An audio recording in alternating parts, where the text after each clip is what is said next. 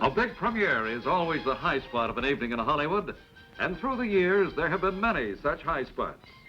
In looking back, perhaps one of the biggest premieres, if not the biggest, celebrity-wise, was when Stanley Kramer premiered his comedy extravaganza, It's a Mad, Mad, Mad, Mad World.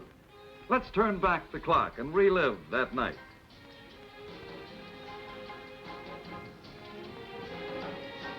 One of the first to arrive was George Burns. Cigar and all, a famous Burns trademark.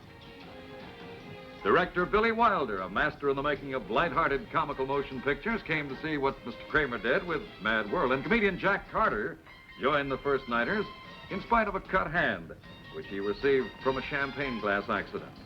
Polly Bergen was one of the first of many very lovely ladies to arrive, but was closely followed by Maureen O'Hara, who got one of the biggest ovations of the evening from the mass of onlookers on hand for the event. Incidentally, the Cinerama Theater is the first motion picture house to be built in Hollywood in the past 3 decades. Janet Leigh was on hand for the Cedars Mount Sinai charity event as the huge contingent of celebrities made their way to the plush new theater. Also at the premiere, Milton Berle had a great time ad-libbing with English comedian Terry Thomas, who you see here. And when Rhonda Fleming arrived on the scene, the fans welcomed her with much enthusiasm. Seeing so many of the stars at one time is always a thrill for premiere goers, and lovely ladies like Barbara Rush and Edie Adams add spice to the evening. Next to arrive was the popular star of TV, James Garner.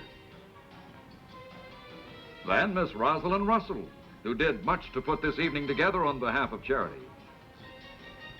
Cesar Romero was on hand, as was another handsome gent for whom the fans raised their voices, Mr. Richard Egan. At every gathering such as this, there are some stars that seem to get unusual response, and surefire response gatherer is Zsa Zsa Gabor. She makes a grand entrance on any occasion, and especially so at a premiere such as this. The geodesic domed movie palace cost about $1 million to build, and the motion picture cost upwards of $10 million to produce.